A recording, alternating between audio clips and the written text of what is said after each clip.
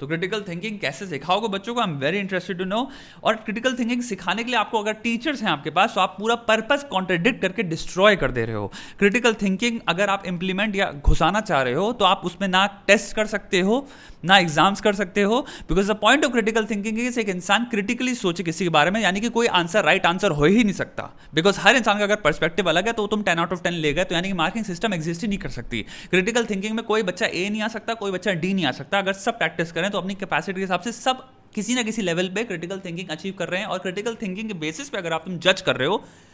तो आप उसको क्वांटिफाई कर ही नहीं सकते। और मेरे भाई क्या हाल चाल, कैसी हो बहन, काम कर रहे हो कि नहीं कर रहे हो, काम कर रहे हो अपनी ज़िंदगी में, आज क्या किया कमेंट सेक्शन में लिखो। अगर आपकी कोई भी प्रॉब्लम है, इंस्टाग्राम पे जाओ, अपनी प्रॉब्लम्स भेजो। किताब भी उठा सकते हो आप, the rudest book ever, Flipkart या अमेजोन से किताब बहुत बढ़िया चल रही है, बहुत लोगों को पसंद भी आ रही है, आप भी पढ़ सकते हो सकता है बहुत सारी प्रॉब्लम्स के सोल्यूशन आपको इसमें ही मिल जाए, हो सकता है बहुत सारे पर्सपेक्टिव्स मिलें, जिसकी वजह से आगे लाइफ में प्रॉब्लम्स में आपको ईजिली खुद ही सॉल्व करने की कैपेबिलिटी आए आपके अंदर। हम बात करने वाले हैं अपने नेशनल एजुकेशन पॉलिसी के बारे में, और इस टॉपिक को हम देखते हैं दो चीज़ों में डिवाइड करके, है शॉर्ट टर्म और एक लॉन्ग टर्म, यानी कि इस पॉलिसी का शॉर्ट टर्म इम्पैक्ट और लॉन्ग टर्म इम्पैक्ट क्या होने वाला है। देखो, पहले अगर हम ताज़ा ऊपर से पॉलिसी देखें, तो ऑफकोर्स इसमें कुछ बहुत बढ़िया चीज़ें हैं, ठीक है, जैसे 5+3+3+4 मल्टी डिसिप्लिनरी, और डिग्री को 4 में जो डिवाइड कर दिया है, 1 ईयर तुम्हारा सर्टिफिकेट, तुम्हारा उसके बाद डिप्लोमा, डिग्री एंड रिसर्च, ये तीनों चीज़ें शॉर्ट टर्म के अंदर आती हैं, क्योंकि इनका इम्पैक्ट अभी से स्टार्ट हो जाएगा। जहां भी ये लागू हुई, इन चीज़ों पे आपको वेट करने की ज़रूरत नहीं है। जैसे कि मल्टी डिसिप्लिनरी वाली बात ही हो गई, इंसान जिसके अंदर भी क्यूरियोसिटी है, जिसके अंदर भी हमेशा से एक वो रहती थी कि यार काश मैं ये सब्जेक्ट पढ़ पाता, या फिर मैंने ये वीडियो देखा मुझे सब्जेक्ट की बड़ी वो हो गई, काश मैं 11th में हूँ, 12th में हूँ, या 10th में हूँ, जिसमें भी हूँ, और अब मैंने इस चीज़ चूज़ कर लिया, तो मैं उधर नहीं जा सकता या वो सब्जेक्ट नहीं पढ़ सकता। वो प्रॉब्लम खत्म हो गया, अब इंसान अपनी क्यूरियोसिटी को क्वेंच कर सकता है, ठीक है। तो आपका एक ये हमने एक ब्रॉडर कर दिया स्कोप, तो ये सारी चीज़ें शॉर्ट टर्म के अंदर आती हैं, तुरंत लागू जाएंगी, तुरंत इसके बेनिफिट लोगों को मिलने लग जाएंगे। और हमें यहाँ पे एक चीज़ तो कहनी पड़ेगी, yes this is a very very very very long overdue तुम्हारा पॉलिसी जो कि अब फाइनली आई है, इससे बहुत ज़्यादा बेनिफिट मिलने वाला है स्टूडेंट्स को। अब आए बात लॉन्ग टर्म इम्पैक्ट में, क्योंकि मैं क्रिटिसिज्म पढ़ रहा हूँ इसका, और काफ़ी लोग कुछ इंग्लिश तक ही फंसे हुए हैं, उसके आगे निकल ही नहीं रहे, और इंग्लिश वाला कोई इतना बड़ा वो है नहीं, क्योंकि टेक्निकली अगर आप उसको या लॉजिकली आप उसको देखोगे, रियलिस्टिकली स्पीकिंग, तो वो इंग्लिश कोई भी क्लासरूम में जहाँ पे लेट्स से कुछ बच्चे हैं जिनकी रीजनल लैंग्वेज हमारे कंट्री में 22 हैं, तो क्वेश्चन ये बढ़ता है आप कौन सी लैंग्वेज में सिखा सकते हो। एक बच्चा लेट्स से कहे मैं सिख हूँ, मुझे पंजाब में हो, आप पंजाबी सिखा रहे हो, लेकिन लेट्स से वहाँ पे बच्चे हैं जिनको पंजाबी नहीं आती, तो क्या करोगे, उनको स्कूल से निकाल दोगे। तो कहीं ना कहीं मिडिल ग्राउंड आपको ये हो जाएगा, वैसा मोमेंट जो हैंड्स ऑन जब मोमेंट आता है ना आपका, कि आपके हाथ में रियल सामने प्रॉब्लम है और आपको डील करना है,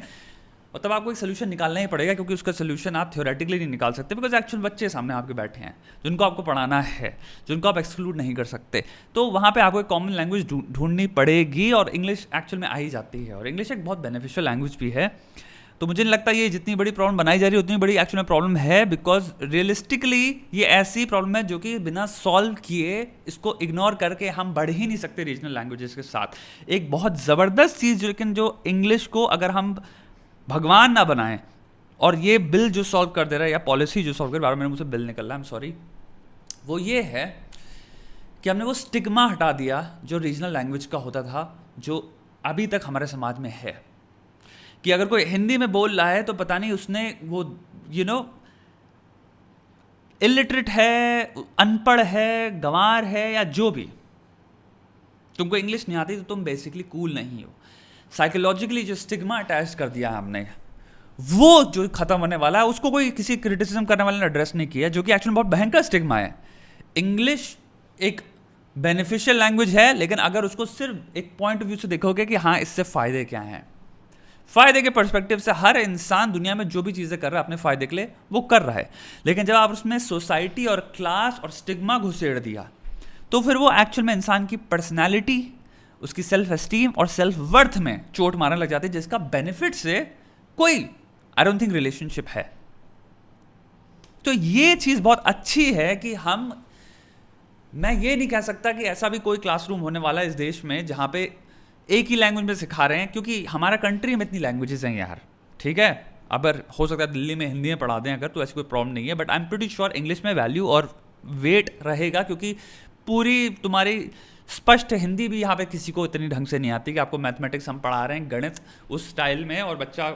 ऑफ कोर्स आप मैथमेटिक्स चाहोगे इंग्लिश में सीखना, क्योंकि आप जो ऑनलाइन देख रहे हो, जो आपके एग्जामिनेशंस होंगे, या फिर अगर कोई भी बाहर जाना चाहता है, अपने आपको एक इंटरनेशनल स्टैंडर्ड्स के हिसाब से चाहता है साइंटिस्ट बनना या कुछ भी, वो हिंदी में उसको कन्वर्ट कर रहे हैं, प्रॉब्लम होगी। तो मैं चाहूँगा मोड ऑब्वियसली वो इंग्लिश होगा ही होगा, बट हम क्लासरूम्स में ये एंड कर देंगे कि भैया जो स्टिग्मा हमने जोड़ दिया था इंग्लिश के साथ, ये कहीं ना कहीं ये कूल चीज़ है, आपको एक खुली वो मिल जाएगी स्पेस जिसमें कि आप अपनी रीजनल लैंग्वेज भी बोल सकते हो और आप कंफर्टेबल फील करते हो उस क्लासरूम में। ऐसा नहीं है इंग्लिश ओनली और जो इंग्लिश नहीं बोल रहा वो काइंड ऑफ स्टिग्मेटाइज्ड है, वो चीज़ खत्म हो गई। ये चीज़ एक्चुअल में अच्छी चीज़ है, क्योंकि मुझे आज तक समझ नहीं आता इंग्लिश लैंग्वेज कूल कैसे बन गई, बट ऑब्वियसली इंडिया के उसमें समझ में आता है, किसी को भी समझ में आ जाएगा, बट उस लैंग्वेज का कूलनेस से कोई रिलेशन नहीं है, इट्स जस्ट अ लैंग्वेज। ठीक है, अमेरिकन उसकी धज्जा उड़ा रहे हैं 17 या कभी भी कह लो, पता नहीं जब से फॉर्म हुआ है, उनको तो कोई फ़र्क नहीं पड़ रहा। एनीवे, अब हम आए लॉन्ग टर्म इम्पैक्ट में। यहाँ पे हमें एक चीज़ समझनी है, जब भी हम इस बिल को पढ़ रहे हैं तो हर इंसान खुश बहुत ज़्यादा है और बहुत खुशी से देख रहा है, उसको बहुत खुशी से एनालाइज कर रहा है, और उसका रिस्पॉन्स बहुत खुश से है, क्योंकि हम बड़े ऑप्टिमिस्टिक हैं। वर्ड बहुत इंपॉर्टेंट है, ऑप्टिमिस्टिक, या फिर कह लो पॉजिटिव, बिकॉज ऑन पेपर या थ्योरी में ये बहुत ज़्यादा ऑप्टिमिस्टिक और पॉजिटिव पॉलिसी है। जब भी आप पढ़ते हो इसको पूरा तो लगता है हाँ, पेपर में आप क्योंकि इतनी ज़्यादा चीज़ें देख रहे हो, holistic approach, critical thinking encourage करी जाएगी, रोड लर्निंग को पीछे रखा जाएगा, कंसेप्चुलाइज ऐसे पढ़ाएंगे, सिर्फ कॉन्सेप्ट पे ज़्यादा ध्यान देंगे हम और मार्क्स पे कम ध्यान देंगे, और ये सब चीज़ें सुन के बहुत अच्छी लग रही हैं। ठीक है, बट एक चीज़ समझो, लाइफ में अब हम अगर रियलिस्टिकली बात करें, चीज़ें नेसेसरली पॉजिटिव या ऑप्टिमिस्टिक नहीं होती, स्पेशली रियलिटी। ये फैक्ट है, बहुत बड़ा फेटल फ्लॉ है समझ लो पॉजिटिविटी को सीख करने का, कि आपको लगता है पॉजिटिविटी ऐसे हाथ फैलाएंगे और आगे हमारे गले लग जाएगी और हमारी ज़िंदगी पॉजिटिव हो जाएगी। आपके लगेंगे कुल मिला के। ठीक है, अगर आप ऐसे सोचते हो ज़िंदगी में पॉजिटिविटी से इंसान का डायरेक्ट रिलेशनशिप होने वाला है, कि आपने हाथ फैलाया, पॉजिटिविटी आपको हक कर लिया और आपकी ज़िंदगी में पॉजिटिव थिंकिंग स्टार्ट हो गई। नहीं, पॉजिटिव थिंकिंग स्पेशली रियलिटी को मद्देनज़र रखते हुए अगर आपको करना है, तो आपको कोई भी चीज़ जो आपके समक्ष है, आपके सामने है, उसको ऑप्टिमिस्टिक बनाना पड़ता है। कोई भी चीज़ इनहेरेंटली ऑप्टिमिस्टिक हो ही नहीं सकती, क्योंकि जब उसको प्रैक्टिस में अप्लाई करोगे, रियलिटी से उसको मिक्स करोगे, तो इतने ज़्यादा रियल ह्यूमन फैक्टर्स आ जाते हैं जो हर चीज़ की ऐसी तैसी करने के, अच्छे से अच्छे प्लान की धज्जियां उड़ाने में उसको कुछ क्षण लगेंगे। तो चीज़ को जो ऑप्टिमिस्टिक पेपर है उसको ऑप्टिमिस्टिक रियलिटी में भी बनाने के लिए मेहनत करनी पड़ती है, एक्शन करना पड़ता है, और ये सबसे इंपॉर्टेंट चीज़ है लॉन्ग टर्म सक्सेस के लिए। बहुत सारे प्लान्स हैं सरकार जो लाई है, आप चीज़ देखते होगे, उनका एक्चुअल में अब इतने सालों बाद देखते हो तो एक्चुअल में रिजल्ट इतना बढ़िया नहीं रहा। उसका रीज़न यही है कि इम्प्लीमेंटेशन में और ग्रास रूट या फिर उसका जो एंड लेवल था, उसमें जब आप रिजल्ट देखते हो तो भैया जितनी फेजेस और स्टेजेस थी, जो ट्रांसफर ऑफ पावर है लेट्स से, उसमें कहीं ना कहीं वो चीज़ खाती चली गई और छोटी होती चली गई, और एट द एंड आते हुए जिसके लिए वो चीज़ इंटेंट करी गई थी, उसकी लाइफ में तुम देखो कि बेरली को चेंज आया है। और जितने लोगों ने, हो सकता है उसकी वजह से फंडिंग में जितना इन्वेस्टमेंट हुआ, जितनी सरकार ने पैसा डाला उसके पीछे, उसके चक्कर में कमा बहुत ज़्यादा लोगों ने लिया, करप्शन बहुत है, ब्यूरोक्रेसी बहुत है इस चीज़ में, और वहाँ तक पहुँचते पहुँचते जिसको इम्पैक्ट होना था उसको घंटा कुछ नहीं मिला। लेकिन पेपर में अगर आप देखोगे तो इतने लोगों के लिए ये काम कर दिया गया है, उतने लोगों तक ये पहुँच गया है, सब कुछ लिखा होता है। समझो इस चीज़ को मैं क्या कह रहा हूँ, क्योंकि हमारे देश में बहुत ज़्यादा होता है, स्कीम्स तो बहुत ज़्यादा निकलती हैं, स्कीम्स के पीछे आइडियाज़ बहुत ग्रैंड होते हैं। आप कोई भी स्कीम पढ़ो, कोई भी स्कीम ऐसे नहीं सोची जाती कि यार ये बेकार है,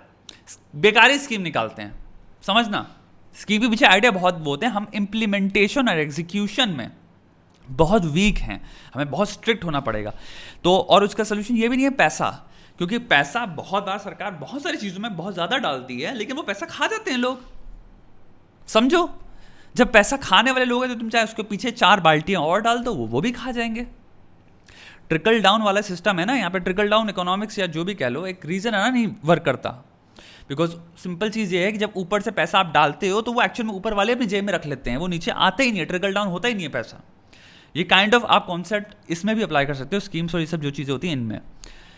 अब यहाँ पे हम बात करें ह्यूमन एलिमेंट की, जो सबसे इंपॉर्टेंट चीज़ है, और ह्यूमन एलिमेंट इसमें जो हर इंसान एड्रेस कर रहा है वो मुझे समझ नहीं आ रहा क्यों स्टूडेंट्स हैं।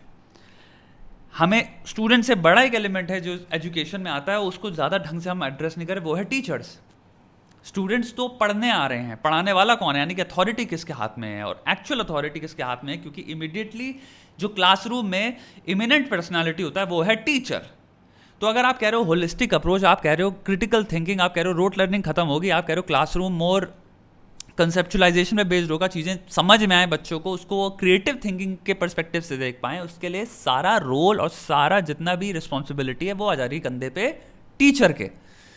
तो हमें यहाँ पे एक ह्यूमन साइकोलॉजी के पॉइंट ऑफ व्यू से देखना है कि भैया लेट्स स्टडी अ ह्यूमन। तुम्हें लगता है कि कोई भी इंसान जो कि एक 20 साल से कंडीशनड हुआ है एक चीज़ को करते हुए, वो सडनली एक चेंज से, एक ट्रेनिंग सेशन से, या अब देख रहा है एनसीईआरटी ने नया पूरा वो बना दिया सिस्टम, क्या वो उसका पूरा दिमाग चेंज हो जाएगा? नहीं। कंडीशनिंग नाम की एक चीज़ होती है, एक कल्चर नाम की चीज़ होती है। हम एक एजुकेशन सिस्टम का सिर्फ एक कंडीशनिंग से नहीं आ रहे 20 साल के, हम एक कल्चर से आ रहे हैं जिससे मैं तुम हम सब यूज्ड टू हैं। समझना, इस कल्चर से इसका मतलब ये नहीं वही टीचर जो कि 20 साल से पढ़ाते आ रहे हैं, नहीं, वो टीचर जो बनेंगे जो उस टीचिंग सिस्टम से भी आ रहे हैं सीख के, बहुत बड़ी चांसेस हैं कि वो वही रेप्लिकेट करेंगे। जैसे माँ बाप होते हैं वो वही रेप्लिकेट करते हैं बहुत ज़्यादा हद तक, जो कि उनका समाज में हर माँ बाप करते आ रहे हैं, फिर उनके माता पिता ने क्या किया था। समझ रहे हो? क्रिएटिव थिंकिंग मतलब होता है कि हम पुराने सिस्टम सारे अबैंडन कर दें और एकदम ही अपना खुद का नया सिस्टम बनाएं। बहुत ही कम लोग होते हैं दुनिया में, I would say even less than 10% लोग होते हैं दुनिया में, बहुत ज़्यादा बोल दिया लेस देन 10% भी मैंने, जिनके अंदर क्रिएटिव थिंकिंग एक्चुअली में ट्रूली होती है, जो कि अबैंडन कर सकते हैं without having without a massive overhaul, जैसे ये है। उस जो इंसान के अंदर क्रिएटिव थिंकिंग की कैपेसिटी होगी वो पुराने एजुकेशन सिस्टम में भी क्रिएटिवली पढ़ा रहा होगा, और जिसके अंदर नहीं है उसके सामने नया सिस्टम ले आओ तो इसका मतलब ये नहीं उसकी सडनली माइंड चेंज हो गया, उसकी पर्सनैलिटी चेंज हो जाएगी और वो अब दूसरे नज़रिए से उन बच्चों को देखने लग जाएगा जिस नज़रिए से वो पहले देखता था। आप समझो वो नज़रिया क्या है। हमारे टीचर्स, तुम और मैं, यार सिंपल सा मैं एग्जांपल देता हूँ, 5 सेकंड के लिए अपने चाइल्डहुड स्कूल डेज में जाओ इमेजिनेशन में और याद करो तुम्हारा वो फिजिक्स का टीचर, वो मैथ्स का टीचर, वो जो भी तुम्हारे टीचर थे, हिंदी के टीचर, किसी के भी, और सडनली अब सोचो वो जैसे भी थे उनको अब सडनली नया सिस्टम आ गया है। अब तुम फर्स्ट डे जा रहे हो, इस सिस्टम आने के बाद उनसे पढ़ने, तुम्हें लगता है वो चेंज हो गए हैं? वही टीचर जो गालियां बका करते थे, तुम्हें वर्स्ट चीज़ें कहते थे, अगर वो अनॉय होगा तो कहते हैं तुम्हारा कुछ नहीं होना, तुम्हारी जिंदगी तबाह हो जाएगी, तुम बेवकूफ़ हो, जिंदगी भर लूजर रहोगे। उन्हें 5 सेकंड लगते थे सब बोलने में। उनकी क्लास में ऑलरेडी 3-4 लोग फेवरेट थे उन्हीं। अब फेवरेटिज्म भी एक चीज़ पता है हमें कंसिडर करनी चाहिए, क्योंकि हमारे पुराने एजुकेशन में कहीं भी नहीं लिखा कि टीचर्स को फेवरेटिज्म प्रैक्टिस करना है, राइट? बट फेवरेटिज्म इतनी बुरी तरह से प्रैक्टिस तब भी होता था, तुम भी देखते आए हो, कॉलेज लेवल तक तुमने देखा, यूनिवर्सिटी लेवल तक देखा तुमने, कुछ टीचर्स के, कुछ स्टूडेंट्स टीचर्स के फेवरेट रहते हैं। किसी भी सिस्टम में नहीं लिखा ये आपको करना है, किसी भी सिस्टम में लिखा कि आपको कुछ बच्चे सिलेक्ट करने हैं। एक्चुअल में आइडियली सबको पता होता है, हर टीचर को पता है, स्टूडेंट्स को पता है कि भैया ये आया पढ़ाना है हम सबको, बट तब भी टीचर करते हैं। क्यों? ह्यूमन एलिमेंट, ये है पर्सनल बायस। पर्सनल बायस इंसान की पर्सनालिटी से नहीं निकाल दोगे। उसका पर्सनल बायस क्या है? कुछ बच्चे जो उसको लगता है ज़्यादा सीरियस है उसके सब्जेक्ट में, कुछ बच्चे जो ज़्यादा अच्छी तरह से पढ़ के आते हैं, प्रिपेयर करके आते हैं, अपने दिमाग में सोच रहे हैं ये ज़्यादा सक्सेसफुल होंगे, क्योंकि वो क्रिटिकल थिंकिंग या क्रिएटिव थिंकिंग एक्चुअली पोजेस नहीं करता। अपने इमोशनल बेसिस पे वो देख रहा है, जो इमीडिएट उसको रिजल्ट दिख रहा है, इमीडिएट जो उसको सेटिस्फैक्शन दिख रहा है कि हाँ ये 3 बच्चे मेरे सब्जेक्ट में सीरियसली पढ़ रहे हैं, या फिर जो मैं पढ़ा रहा हूँ, ये जो भी मेरा स्टाइल है, 30 साल की जो कंडीशनिंग है मेरी, या 20 साल की, या 15 साल की, या 10 साल की, उसके हिसाब से बच्चे काम कर रहे हैं, तो ये मेरे फेवरेट हो गए। अब मैं इनको ज़्यादा अटेंशन दूंगा, इनकी ज़्यादा सुनूंगा और इन पर ज़्यादा रिस्पॉन्सिबिलिटी भी दे सकता हूँ, क्योंकि मैं ट्रस्ट करता हूँ इनको। क्या तुम ये निकाल सकते हो किसी से? अब आप बात करें एक और चीज़ की, क्रिटिकल थिंकिंग बहुत ज़्यादा लिख कर आ रहा है। क्रिटिकल थिंकिंग क्या होती है? समझते हो कितनी टफ चीज़ है क्रिटिकल थिंकिंग प्रोड्यूस करना? एक बात मैं यहाँ पे बताना चाहता हूँ कि मैं यहाँ पे ये बिल्कुल नहीं कह रहा हूँ कि सिस्टम इम्पॉसिबल है, मैं कह रहा हूँ सिस्टम बहुत बढ़िया है, बट मैं यहाँ पे बताना चाह रहा हूँ इसका जो भी मैं इस वक्त ले डाउन कर रहा हूँ ना, ये मैं kind of foundation lay down कर रहा हूँ, जो कि अभी 10 साल तक का क्रिटिसिज्म आने वाला है इस पॉलिसी पे। क्योंकि कुछ लोग मैंने देख लिया जैसी पॉलिसी आई है एक्चुअली बहुत बढ़िया पॉलिसी है, इस पर बस क्रिटिसाइज करने बैठ गए, उनके पास कोई ढंग के पॉइंट्स नहीं थे क्रिटिसाइज करने के। होता क्या है, क्योंकि अभी इनके पास कुछ था नहीं बढ़िया क्रिटिसाइज करने के लिए, so they are criticising for the sake of criticising, because they are in the opposition. उनकी पोजीशन है ऑपोजिशन में होना, तो उन्हें हर चीज़ को अपोज करना है। हाईली स्टूपिड, बट भैया that's how the system works apparently. तो कुछ टाइम में इनके पास जेन्युइनली चीज़ें आएंगी इनके हाथ में जिसको ये क्रिटिसाइज कर पाएंगे, और ये वेट कर रहे हैं जब ये सिस्टम आए, उसके 1 साल बाद इनके पास थोड़ा सा डेटा है और उस पर फिर ये लोग कहें देखो ये नहीं चला। बहुत लोग करते हैं ये, ठीक है। तो मैं आपको बस ये ले डाउन करने वाला हूं क्योंकि मैं लॉन्ग टर्म की बात कर रहा हूं। तो ये क्रिटिसिज्म या फिर इनके हाथ में बहुत सारा डेटा आने वाला है ऐसे, क्योंकि जो ह्यूमन एलिमेंट हो गया, दूसरा मैंने जो ब्यूरोक्रेटिक एलिमेंट बताया, टीचर्स हो गए, अब मैं यहाँ पे बात करता क्रिटिकल थिंकिंग की, ये चीज़ें बहुत इजी टू लर्न नहीं हैं। जो चीज़ें आप ऑप्टिमिस्टिक हो गए देख के, ये एक्चुअल में बहुत बहुत बहुत बड़े, एक्चुअल में पॉजिटिवली मैं बात कर रहा हूँ, रेवोल्यूशनरी चीज़ है, और एक अच्छे खासी revolutionary complete overhaul of the system को इम्प्लीमेंट होने में और ढंग से, अगर एक पेड़ है कोई चीज़, समझना इस चीज़ को, और आप उसको ग्राउंड में प्लांट कर रहे हो तो उसकी रूट्स को प्रॉपर अंदर तक पहुंच के मजबूत होने में कम से कम 20 से 30 साल लगेंगे। एक पॉलिसी के पॉइंट ऑफ व्यू से कह रहा हूँ। हमने एक नया पेड़ प्लांट किया है, स्टार्टिंग में वो कमज़ोरी होने वाला है, उसकी रूट्स बहुत ज़्यादा फ्रेजाइल होने वाली हैं, और शर्म वाली बात यही है कि बहुत ज़्यादा लोग इसका फ़ायदा उठाएंगे, इसकी स्कीम को बहुत ज़्यादा, ये जो भी पॉलिसी है उसको क्रिटिसाइज़ करके। तो मैं आपको बताना चाहता हूँ यहाँ पे, इसको एक बहुत ही लॉन्ग टर्म में देखो, इसका इम्पैक्ट एक्चुअल में ट्रू इम्पैक्ट बहुत लॉन्ग टर्म में होगा, और मैं लॉन्ग टर्म में बता सकता हूँ मेरे ख्याल से आफ्टर 25 ईयर्स। बहुत सारे लोग हैं कह रहे हैं कि भाई काश मैं वापस स्कूल में जा पाता। तुम्हें कुछ अभी इतनी चेंज नहीं आने वाला, क्योंकि तुम्हें सिंपल सी बात समझनी है, ह्यूमन एलिमेंट चेंज नहीं होने वाला, ह्यूमन पर्सनालिटी एक झटके में चेंज नहीं होती दोस्त। कोई टीचर जस्ट बिकॉज एक नया सिस्टम आ गया, एनसीईआरटी का आ गया, उसका मतलब ये नहीं उसकी पर्सनालिटी चेंज हो जाएगी। जस्ट बिकॉज उसकी ट्रेनिंग हो गई, इसका मतलब ये नहीं है कि ट्रेनिंग में उसने जैसे 4 चीज़ें सीखी करना, इसका मतलब है लाइफ में उसके ऐसे मोमेंट्स नहीं आएंगे क्लासरूम में जहाँ पे वो वापस कंफ्यूज होगा, और वो 4 चीज़ें उसकी उस मोमेंट में हेल्प नहीं करेंगी, तो वो रिग्रेस करेगा वापस अपने जो वो पहले से सीखा हुआ है, उसकी जो कंडीशनिंग है, तो उसको पता है अपनी पुरानी कंडीशनिंग के हिसाब से मुझे यहाँ पे कैसे रिएक्ट करना है। अभी जो नई 4 चीज़ें सिखाई हैं, पहली चीज़ समझो, चीज़ें जो सिखाई गई हैं उनकी भी इम्प्लीमेंटेशन की क्या गारंटी है, कितना परसेंटेज में वो इम्प्लीमेंट करें। सब कुछ सब्जेक्टिव है, सब कुछ टोटली इंसान पर डिपेंड करता है। अब हम यहाँ पे बात करें, वही मैंने तुमसे बात करी, याद कर लो हमारे टीचर्स कैसे हुआ करते थे। तुम्हें क्या लगता है टीचर्स बदल गए? टीचर्स अभी भी वही हैं, वही हैं। तो जो एक कल्चर चलता आ रहा है, कल्चर को चेंज होने के लिए जनरेशंस लगती हैं, और एक नई पुरानी जनरेशन को जाना पड़ता है और एक नई जनरेशन को आना पड़ता है। तो ये जो हमने पेड़ प्लांट किया है इस पॉलिसी के थ्रू, ये जो नए ब्रीड ऑफ लोग पैदा करेगा, उनको 25 साल मिनिमम लगना है बड़ा होके इस पेड़ का फल बनने का। यानी कि इस पेड़ का, इस नई एजुकेशन पॉलिसी से जो प्रोडक्ट बनेंगे, वो फिर जब टीचर बनेंगे वो फिर ढंग से पढ़ा पाएंगे, या फिर वो हो सकता है बेटर अंडरस्टैंडिंग रखें इस सिस्टम की। जो पुराने एजुकेशन सिस्टम से जितने लोग भी चलते आ रहे हैं, जो पढ़ के भी निकल रहे हैं, बिलीव इट और नॉट, जस्ट बिकॉज पेपर में कुछ चीज़ चेंज हो गई, इसका मतलब ये उनकी पर्सनालिटी, उनका स्टाइल, उनका कल्चर और उनका जो भी तजुर्बा है और नज़रिया है, और ह्यूमन जो बायसेस हमारे कल्चर से आ रहे हैं हमारे अंदर, और जो पर्सनली साइकोलॉजिकली भी होते हैं, वो चेंज होने वाले हैं। Lastly, critical thinking is one of the hardest things to learn, because it requires to abandon a lot of things जो कि आप कंप्लीटली अपनी आइडेंटिटी के साथ जोड़ के बैठे हो। तो क्रिटिकल थिंकिंग कैसे सिखाओगे बच्चों को? I am very interested to know. और क्रिटिकल थिंकिंग सिखाने के लिए आपको अगर टीचर्स हैं आपके पास, तो आप पूरा पर्पस कॉन्ट्रडिक्ट करके डिस्ट्रॉय कर दे रहे हो। क्रिटिकल थिंकिंग अगर आप इंप्लीमेंट या घुसाना चाह रहे हो, तो आप उसमें ना टेस्ट कर सकते हो, ना एग्जाम्स कर सकते हो, because the point of critical thinking is एक इंसान क्रिटिकली सोचे किसी के बारे में, यानी कि कोई आंसर राइट आंसर हो ही नहीं सकता, बिकॉज हर इंसान का अगर पर्सपेक्टिव अलग है, तो तुम 10 आउट ऑफ 10 ले गए, तो यानी कि मार्किंग सिस्टम एग्जिस्ट ही नहीं कर सकती। क्रिटिकल थिंकिंग में कोई बच्चा ए नहीं आ सकता, कोई बच्चा डी नहीं आ सकता। अगर सब प्रैक्टिस करें तो अपनी कैपेसिटी के हिसाब से सब किसी ना किसी लेवल पे क्रिटिकल थिंकिंग अचीव कर रहे हैं, और क्रिटिकल थिंकिंग के बेसिस पे अगर आप तुम जज कर रहे हो, तो आप उसको क्वांटिफाई कर ही नहीं सकते। तो मुझे समझ नहीं आ रहा, क्रिटिकल थिंकिंग अगर ट्रू फॉर्म में आप इंप्लीमेंट करना चाह रहे हो, टेक्सचुअल फॉर्म में अगर कर रहे हो सिर्फ कि हाँ ये होती है, रीजनिंग ये होती है, आपने रीजनिंग में भी कर दिया, बच्चों ने देखा अच्छा ये है वो है। अगर एक्सरसाइजेस फॉर्म में करना चाह रहे हो, एक सब्जेक्ट फॉर्म कर सकते हो, मैं तो पूरा बोल लिख सकता हूँ सब्जेक्ट क्रिटिकल थिंकिंग में। एक्चुअल में बच्चों के हिसाब से करोगे, आपको प्रॉब्लम सॉल्विंग लानी पड़ेगी और रियल लाइफ प्रॉब्लम सॉल्व करनी पड़ेगी। अगर एक बच्चा 6 साल का है, तो उसको 8 साल की बच्चे की लाइफ में क्या प्रॉब्लम्स होती हैं, societal problems, social problems, personal problems, उनको दो और उनसे कहो just go haywire with solutions. आपको क्या लगता है इस सिचुएशन में कोई इंसान, ये कैरेक्टर है ए, इसकी एज 8 है, और एक 6 साल के बच्चों से पूछो, 8 साल से 10 साल के पूछो, 10 साल वाले से 12 साल के बारे में पूछो, और no answer is the right answer.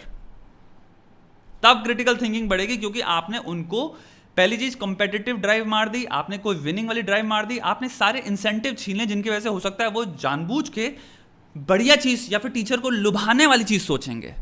आपने मुक्त कर दिया उनको सोचने के लिए। क्रिटिकल थिंकिंग का पहला आपको वो चाहिए, मुक्त करना पड़ेगा आपको। कोई आपका यहाँ पे इंसेंटिव नहीं है, आपको बस क्यूरियोसिटी लगाओ अपनी। या ये लाने वाले हैं अगर, मुझे नहीं लगता, मैं लिख के दे रहा हूँ नहीं आने वाला ऐसा कुछ। ये आएगा एक सब्जेक्ट की तरह होगा क्रिटिकल थिंकिंग, उसमें लिखा होगा क्रिटिकल थिंकिंग ये होते हैं वो होते हैं, कुछ एक्सरसाइजेज होंगी, कुछ गेम्स होंगे। But true critical thinking is one of the hardest things to achieve. वही बात आती है होलिस्टिक चीज़ों की, जैसे कह रहे हैं होलिस्टिक अप्रोच होने वाली है, दिस वेरी गुड। अगेन आप रोड लर्निंग अगर डिस्करेज कर रहे हो, इट्स वेरी गुड यार, चीज़ इंसान को समझ में आनी चाहिए, दैट्स मोर इंपॉर्टेंट देन अगर इंसान ने बैठे किसी चीज़ की डेफिनेशन रटी हुई, उसको पता है अगर ये होता क्या है, वो अपनी खुद की लैंग्वेज में भी इंसान व्यक्त कर सकता है। तो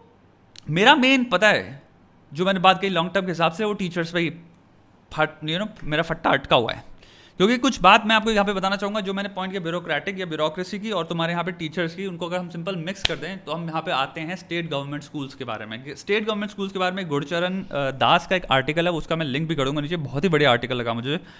one of the actually only article जिसमें क्रिटिसिज्म बहुत ही थॉट आउट था, वेल थॉट आउट था, तो मैं नीचे डाल दूंगा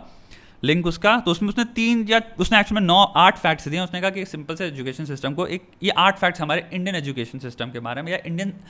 सिस्टम ऑफ एजुकेशन के बारे में कंसिडर करना चाहिए। पुराना नया गया भाड़ में, कुछ फैक्ट्स हैं हमारे उसके बारे में। उसमें से मैं 3 फैक्ट्स आपको बताना चाहूँगा। 1 ऑफ 4 टीचर्स स्टेट स्कूल्स में, 1 of 4 teachers is absent from state schools. और उसने कहा इसमें यहाँ पे प्रॉब्लम फंडिंग की नहीं है। हमारे देश में एक जूनियर टीचर को स्टेट लेवल पे, स्टेट यूपी की, उसने बताया उसमें कि स्टेट जूनियर टीचर की सैलरी है 48,918, यानी ऑलमोस्ट 50,000 सैलरी एक जूनियर टीचर की यूपी में स्टेट स्कूल्स में। Second fact, in many states less than 10% teachers pass the teacher eligibility test,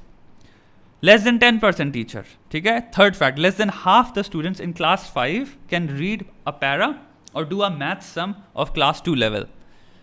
तो अब यहाँ पे एक बात बताओ, जब हमारा पढ़ाने की चेष्टा,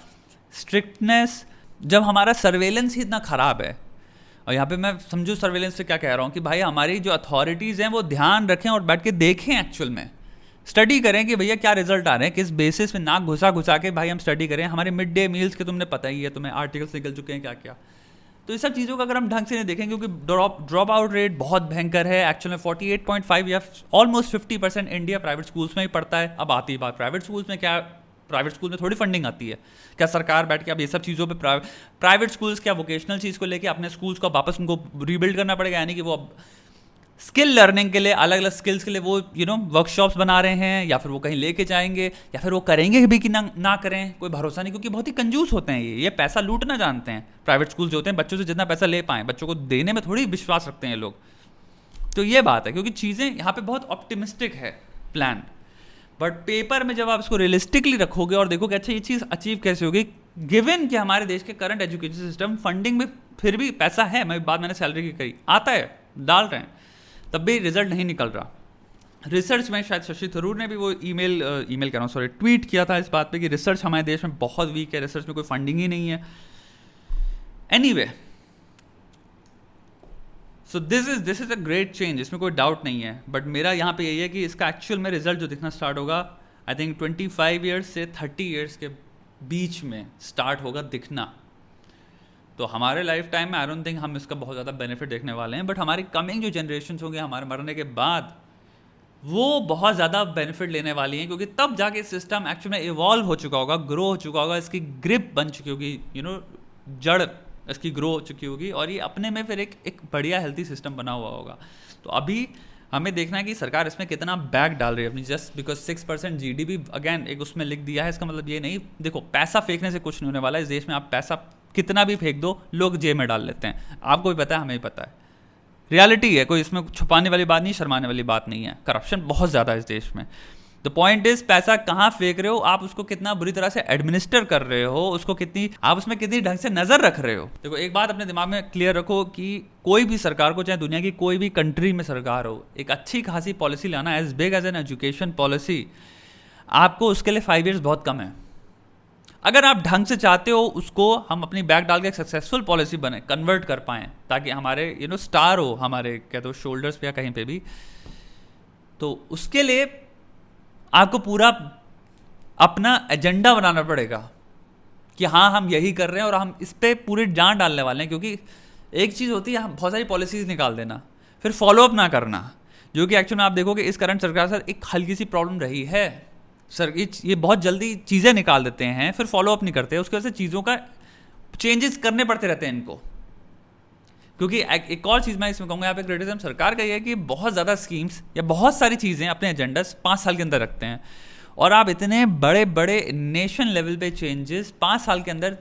नहीं कर सकते और करने भी नहीं चाहिए, क्योंकि आपको एक चेंज में ही बहुत साल लगेंगे उसको करेक्ट तरह से करने में। नेशन लेवल पे अगर आप पॉलिटिक्स पढ़ते हो और आप देखते हो तो आपको ये चीज़ रियलाइज होगी, कोई भी देश अगर बहुत बड़ा चेंज लाता है, जैसे ये बहुत बड़ा चेंज है, आपको इसमें अपनी 3 साल तक पूरी बैग डालनी पड़ेगी और आपको इसमें पूरा मॉनिटर करना पड़ेगा, देखना पड़ेगा। आप ये नहीं कि बस आपने ये लॉन्च कर दिया उसके बाद आप 3 महीने बाद 6 महीने बाद एक और चीज़ ले आए बड़ी, तो आप this is a very wrong way of doing things. आप हड़बड़ी करके बस चीज़ें कर चाह रहे हो इंट्रोड्यूस, और उनको ये नहीं कि उनकी अच्छी नींव रख के उनका ख्याल रखें, उनको बड़ा करें और उनको ग्रो होने दें और उसका ख्याल रखें जब तक वो अपना खुद का एक पॉलिसी स्ट्रॉन्ग और सेल्फ सस्टेनिंग ना बन जाए। फिर दूसरी चीज़ लाएं कि हाँ अब ये अपने आप चल रही है, मशीन सेल्फ गवर्निंग हो चुकी है, अब हम दूसरी मशीन यहाँ पे ला सकते हैं, अब इस पे ध्यान दें पूरी तरह से, तो बहुत ज़्यादा चीज़ें लोग भी अप्रिशिएट करेंगे, लोग इतना परेशान नहीं होंगे और चीज़ों को 100 बार चेंज नहीं करना पड़ेगा इन द प्रोसेस। जैसे जीएसटी बहुत बड़ा एग्जांपल है इसका, ये जीएसटी लाए बहुत मुझे लगता है हड़बड़ी में लेके आए, जीएसटी गलत चीज़ नहीं है, बट उसको जिस तरह से लाए उसके बाद कितने चेंजेस कर चुके हैं उसके बाद से उनको करने पड़े, बिकॉज अगेन आपको पहले से टाइम दो, उसको सोचो, डिबेट करो, अपने कैबिनेट में ही उसको उस पर वर्क करो, रिवर्क करो और उसको एक बढ़िया फॉर्म में लाओ जहाँ पे आपको पता है हाँ हम अब हर worst case scenario B plan, C plan, D plan सब कंसिडर करके हमने बनाया है इसको, कि चीज़ें जो खराब भी हो रही हैं तो उन सब की हमने अटैच कर रखी हैं उसके अंदर कंटिजेंसीज,